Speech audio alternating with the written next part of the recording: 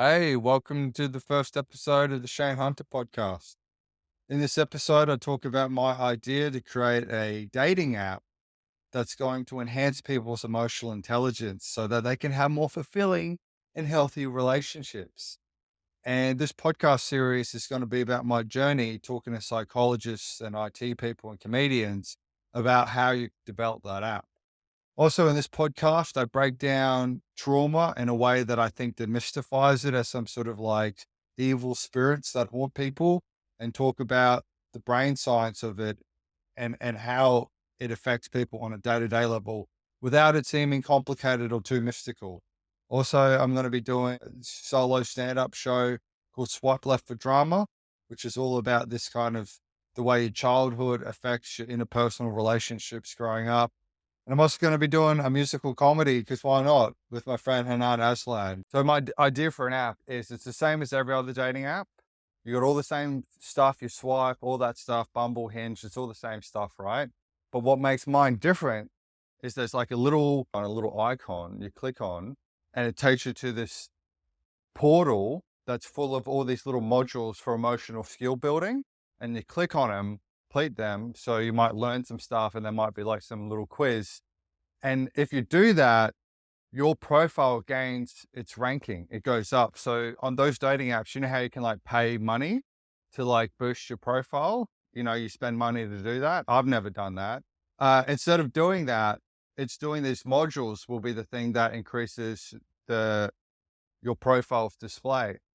So the idea is that you're gamifying people's desire for romantic connection, their lusts, their loneliness. You're gamifying those desires to get them to learn the kind of interpersonal and emotional regulation skills that are going to enhance their capacity to be able to have a better internal model of self and others and how to resolve and understand miscommunication and conflict. Okay. Of how these modules might look like. The idea is to make them as entertaining as possible. So it's like fun and engaging. This could possibly be like little videos or some sort of like video game. That would be the art of the design. But I've made a little prototype video sketch. Go get some out of my car, yeah? All right, sweet.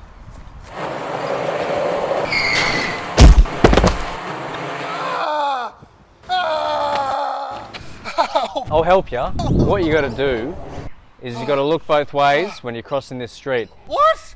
Help me! Yeah. Help! You got to watch where you're going when you cross the road. I need help. I'm in a lot of pain. Yeah, I am helping.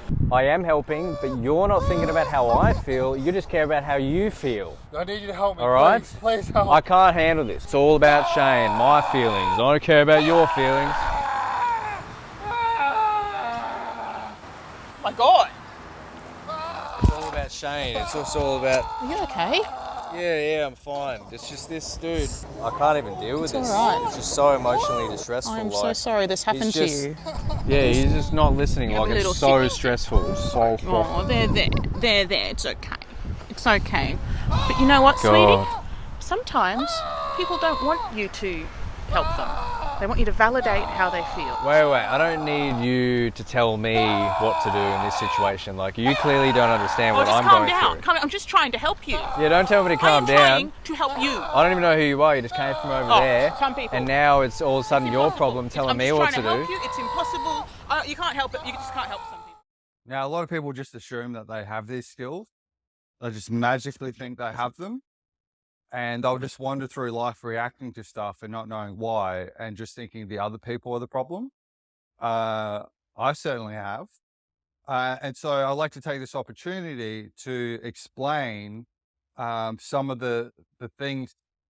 Well, I think a lot of this kind of psychological jargon from all these books I've been reading, like it seems like hard for people to get their head around like what trauma actually means. And it's such also like a buzzword people throw around all the time. Like, oh, I've got trauma, but they don't actually know what it means. They just know that they kind of generally feel shitty a lot of the time. So I'd like to take this opportunity to explain my attempt to demystify that and why that affects interpersonal communication. and prevents emotional attunement between people. This, we have a threat detection system in our brain in the amygdala. So it's sort of like sitting behind our frontal lobes, and it's always hyper vigilant looking for threats. And the more that you've experienced negative experiences, the more that it's going to sort of generalize those patterns looking for those threats. And that is adaptive evolutionarily. Like the animal that like runs away from danger lives longer.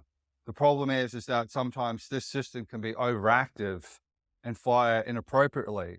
And when feeling fear, that often prevents an ability to emotionally attune to others. And we might perceive threats that aren't there and respond in a way that actually causes the very thing we're trying to avoid in the first place.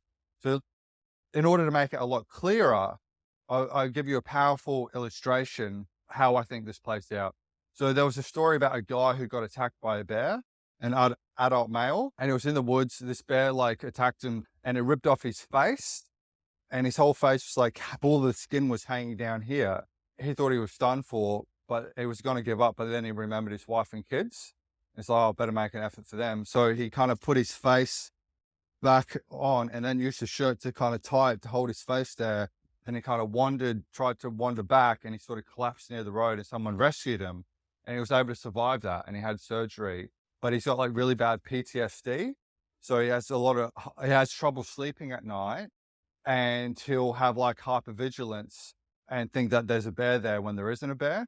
So one day he's having a nap, unsurprisingly, he can't sleep properly.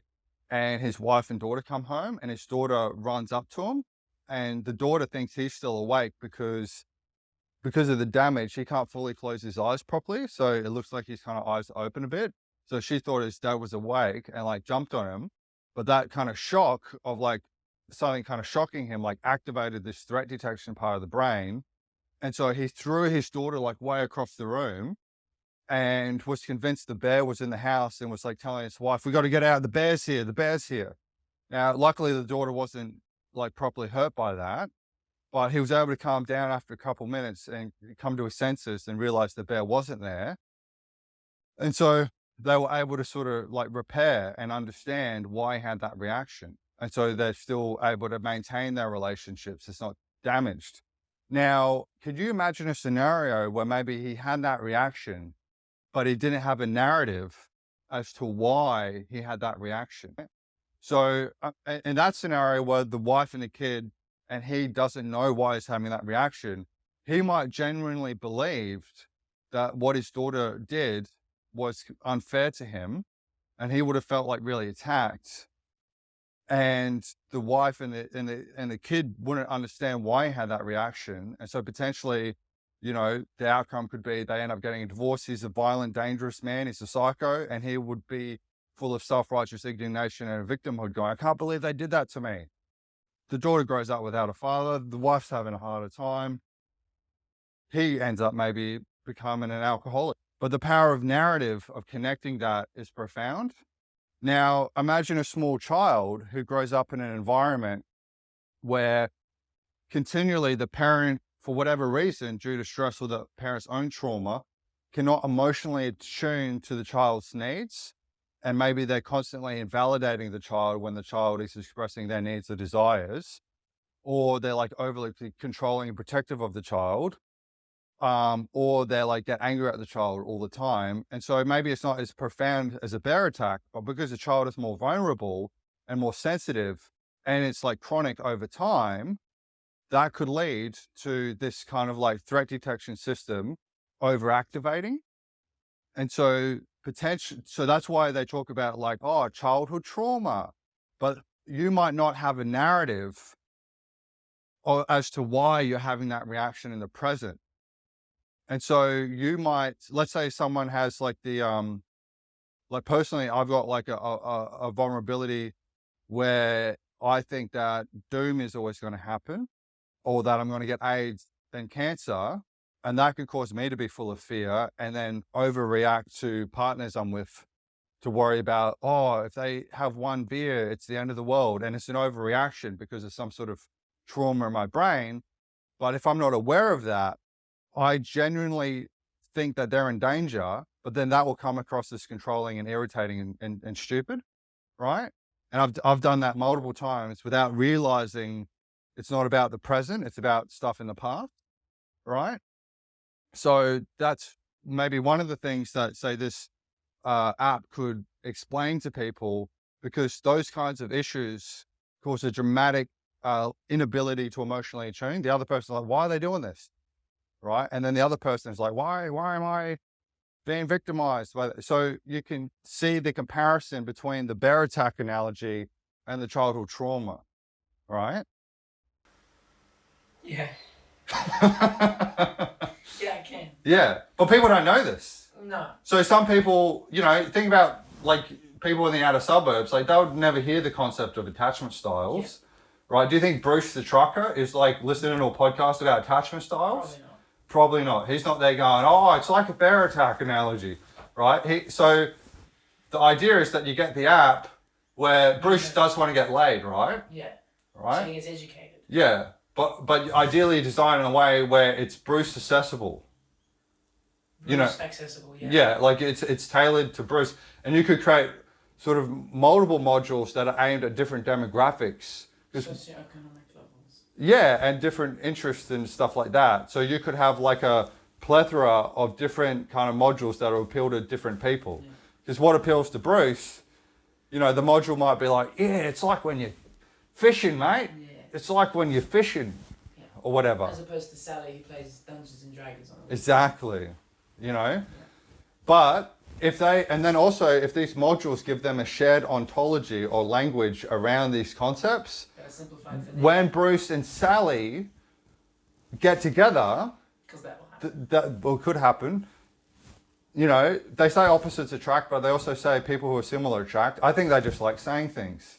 But if those people got together and they had a shared ontology, you could imagine how that would be beneficial.